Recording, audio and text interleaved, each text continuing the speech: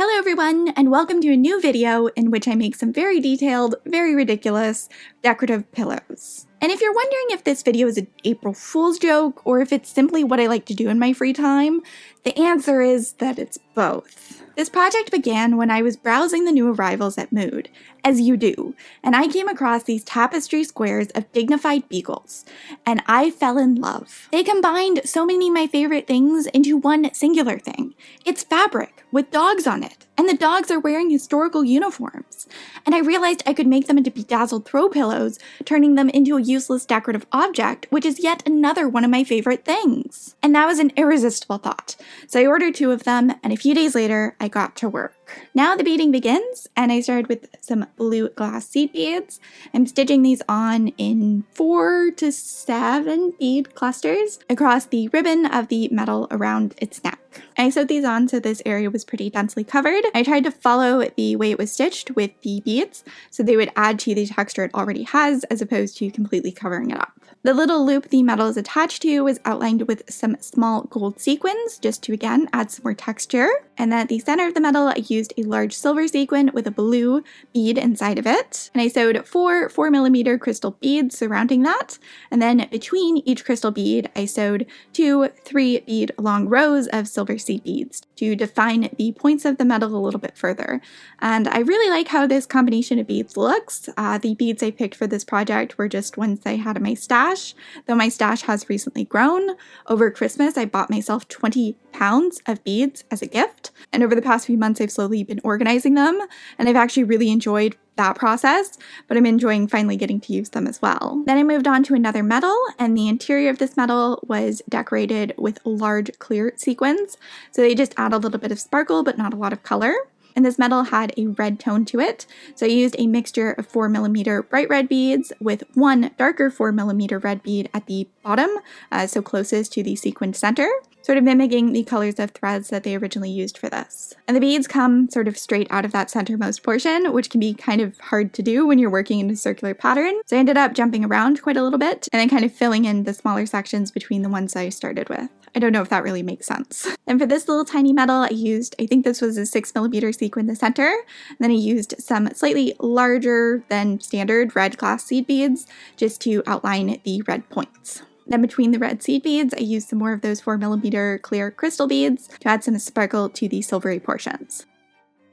This was my favorite part to embroider. I'm sure this has a specific name, but it basically looked like a red button sort of on the coat, and I went all out with this. I used some 6mm faceted beads that were a bright cherry reddish color, and then I used a mixture of the dark and bright red 4mm ones that I used earlier to really create a whole lot of texture at this area and to make it look very kind of thick and really pop away from the fabric quite literally. At this point, I was running low on the red beads, so I decided I'd switch my focus to some of the ones that require blue beads. The center of this metal was filled in with opaque 4mm blue beads. Actually, that's a lie. As I'm watching this, I realized I also used some similarly sized clear beads as well. Then surrounding the center point that was filled in with blue beads, I used some of those 8mm clear sequins just to add some sparkle. And that was pretty much it for that one. There's another one of those little star-shaped things off to the side, and I decided to place a 4mm clear bead at the center, and then used little brass sequins to surround it. Okay, this was my favorite of the metals to do just because it was probably the most elaborate. It also gave me the best guideline. I put an 8mm silver floral sequin in the center, and then I held that down with an opaque blue bead. And then I went through with tiny glass blue seed beads, the same ones I used for the ribbon on the metal at the top. And I sewed these on one at a time, following the outline of the blue threads on the fabric. This is one of my favorite parts, I think, because the beading really added to the details that were already there in the fabric and accentuated them as opposed to covering them the way some of my other beading choices might have. I also really liked having their threads to work off of, so I could get these positioned really nicely and create a very symmetrical looking circular design. This metal had the center filled in with opaque blue beads, and then I alternated rows of 2 red seed beads and 1 darker red 4mm bead, extending outward from that center point. This metal was kind of at an angle, it wasn't very symmetrical, so I decided to bead it asymmetrically as well, and I ended up adding these larger 8mm clear sequins just to one side of the metal. Now this is the biggest of the medals, so it got the most detail. I filled the center in with a bunch of these tiny little brass colored sequins. And then to add more texture in addition to the shine that the sequins provided, I added some 4mm clear beads. The shape wasn't as defined as I wanted it to be, so I actually ended up sort of outlining the center bit with some tiny gold seed beads as well. And then I used red seed beads and sewed outward from the center portion. And the length of these strands vary. Some of them are only 1 bead long and others are 4 beads long to mimic the irregular design of the threads on the fabric. The outsides of this looked a little bit bland and I didn't have small enough clear sequins to fill them in with, so instead I just added a clear crystal bead to each point. And now all of the medals were appropriately spangly. There were these gold details alongside the red sash, and I decided to define these more with these swirl patterned gold sequins, and I can link where I bought these down below. I'll link where I bought my 20-pound bag of beads as well in case you're curious. They have all come from Etsy. That's where I get most of my beads.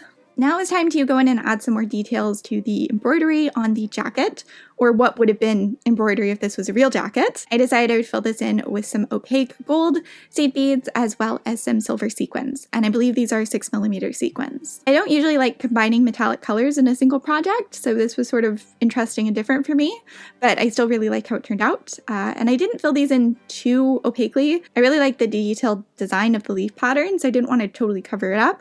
I just wanted to make it a little bit more sparkly and a little bit more elaborate, so I tried to kind of position these at the thicker part of the thread design so they would complement it without covering it. This was just so soothing to work on, like I could sort of just do whatever I wanted and play around with different colors and shapes and sizes of beads.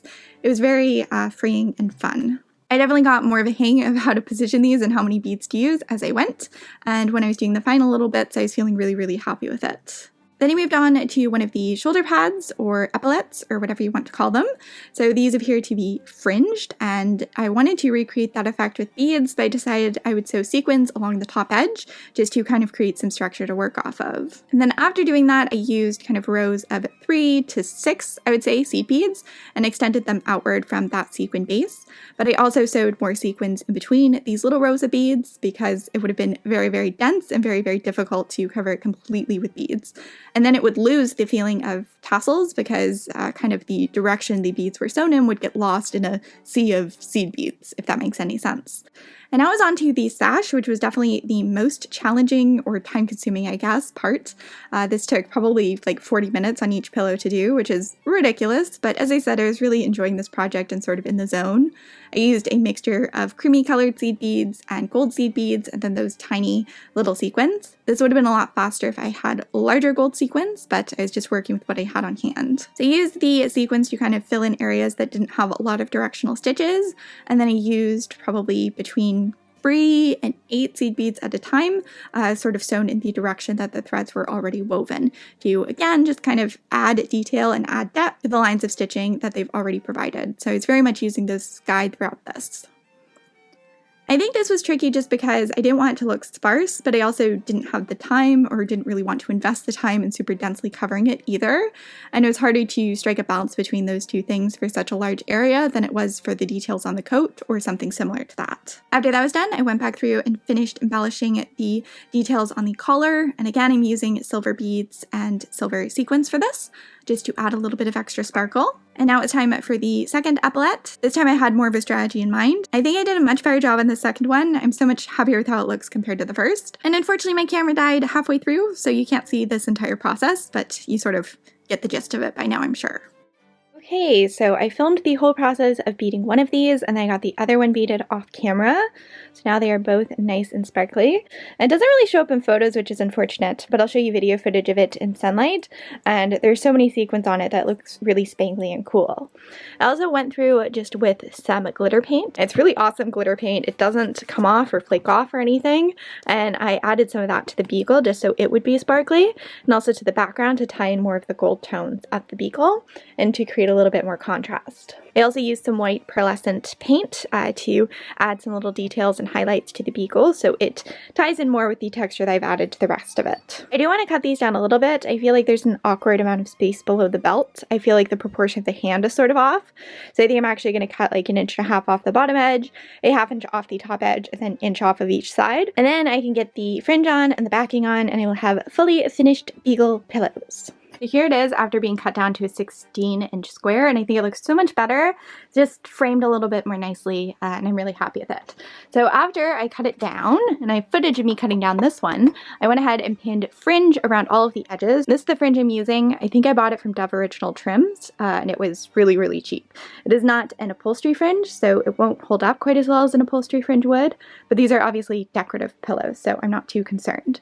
Then I also cut out the backing for the pillows, and there are a few different ways you can do throw pillow backing. Obviously, even with a decorative pillow like this, you want the cover to be removable, so you can have a zipper closure that allows you to take the case off, or you can have a closure at the back of the pillow, which is what I'm doing. I don't know exactly what this is called, but basically it's just 2 layers of fabric that overlap each other at the center. The fact that they overlap means that you don't see any of the pillow inside the cover, but it also means you can pull this back and get the pillow in and out. So that's what I'm going to do. I cut out a piece that is 16 inches by 10 inches and a piece that is 16 inches by 12 inches. And I just realized that my math might be wrong on this, so I'm going to have to double check that. But basically each of these have a 2-inch hem allowance built in, and they're also going to overlap each other by 2 inches. But before sewing them onto the pillows, I have to hem one edge of each of them. So that's what I'm going to go ahead and do now. And I'm also going to go ahead and baste all of the fringe on. Right now it is just pinned on, but obviously I don't want these pins in here when I'm sewing on the backing. So to allow me to remove the pins, I'm first going to just machine baste the trim on using a really long length of machine stitching. And for the trim, I just pivoted it at the corners, so it will go all the way into the corners, as opposed to creating sort of a rounded finish. I didn't explain this in vlog format very well, so we're going back to a voiceover. I'm taking the back panels and pinning them onto the beagle pillow so the right sides are facing each other and the edges overlap at the center portion. After those were pinned on, I just sewed them on a 1/2 inch away from each edge, or using a 1/2 inch seam allowance. Same thing, different wording of that thing. And after they were sewn together, I clipped the corners. And I didn't clip super closely to the corner just because I didn't want to potentially damage the braid the fringe was woven to and have it come out at those points. But I didn't want my corners to be super rounded either, so I sort of tried to strike a happy medium with how much I trimmed. The pillows were turned right side out, and I gently tugged on the fringe just to get the edges flat. It's actually really handy. The fringe almost works as like a handle for getting the edges turned out nicely. So now everything is done. I have the backs on, so they look like this. So there's this little overlap, and then there's a pocket that the pillow can be inserted into. I didn't bother finishing the interior edges just because they were already quite thick, and they were just going to get thicker if I bound them. And since I'm not planning on washing this super frequently, and when I do wash it, it will be by hand, I'm not really worried about abuse the seams will face over time. The most satisfying part of this whole process is taking the basting stitches off the fringe. Not all fringe comes this way, but some of it does. So this is the top edge, and this is the woven portion. That's what you sew onto the garment or pillow or whatever you're making. And then this is the portion that hangs free, like so, but to prevent it from tangling or from getting tatty, they put basting stitches in it that prevent it from coming loose and interfering when you're trying to sew it on, which is really, really handy. But after you've sewn it on, you get to take those basting stitches off. I did film some of that process from above, but I'm going to now do it on the other pillow as well. So you will have an up-close view. So that's just the end. And look at it spring free! Isn't that like just delightful? This sort of thing makes me so happy. It's like worth spending 6 hours making a pillow just for this moment. There we go! Beautiful! And that is another finished pillow. So now I can add the pillow forms. These are the pillows that I bought. They are 18-inch pillow insert. I just bought the cheapest ones with good reviews on Amazon. I think it was $14 for the pack of 2. And the quality feels pretty nice. They are polyester, but I want polyester pillows because I'm allergic to feathers. Alright, let's get these pillow forms in place. Also, do you like my pajamas? I'm not a huge Star Wars fan. I've actually never seen any of the movies, though I've read copious amounts of Star Wars fan fiction. But these were just so cute and rainbow, I had to buy them. They're by Hannah Anderson, who makes like the best pajamas ever. Not a sponsor. I think I should have gone for the 16-inch pillows for the 15-inch pillowcases, but when I was making these originally, I thought they were going to be 17-inch pillowcases, in which case the 18-inch pillows would be perfect. But I don't have quite enough overlap for the volume these pillows are providing, so I'm getting some splooging at the back, which is something I'm familiar with garments that I made for myself, unfortunately. They do look nice, there's just that splooging at the back. So what I'm either going to do is I'm going to add a snap to the back of the pillowcase, so that will keep it closed, or I'm going to take a little bit of the stuffing out of the pillows. and I'm going to decide which one off camera, and then we'll come back and I'll show you the finished pillows. And I'm sorry that this moment wasn't as satisfying as I had hoped it would be. Alright, so this is how much stuffing I ended up taking out of both pillows. Generally, if you want pillows to look really full and fluffy, you want a larger pillow form inside of it, but I want to still be able to make out the details of this. So when it was too puffy, it was very bulgy, and you sort of lost the top of the beagle's head. So I ended up taking out a whole bunch of stuffing, and then I also added a little closure at the back. So it doesn't look quite as pretty as I would have liked, but I just added a little loop of ribbon and then a button to keep it closed. I also sewed really close to the edge. You can see it there, and then you can see it on the back as well. I just did this so the trim would be more inclined to stay in this position, whereas before the seam allowance was kind of folding under and the trim was flipping forward. So that is a finished pillow. And that is the second pillow. I think they're a wonderful pair. I'm very, very happy with them, and I'm going to style them and take some photos for the end of this video.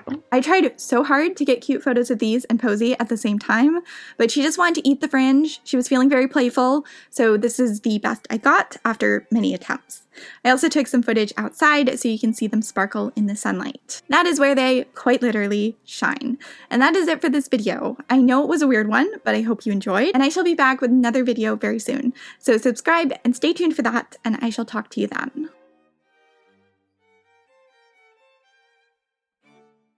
My sewing room is a mess, and I'm backlit, so you probably can't even see me, but the only time she wants to be held, ever. She won't sit on my lap when I'm on the couch downstairs. She doesn't really like being carried around, but as soon as I sit down for work and she's finished her morning treat, she wants me to pick her up and just hold her like this, like she's a baby. And it's so cute and so sweet, and I wish we could sit like this forever, but unfortunately, she only does this when I have work to do. It's the cutest thing in the whole world. How am I possibly supposed to work when I have this?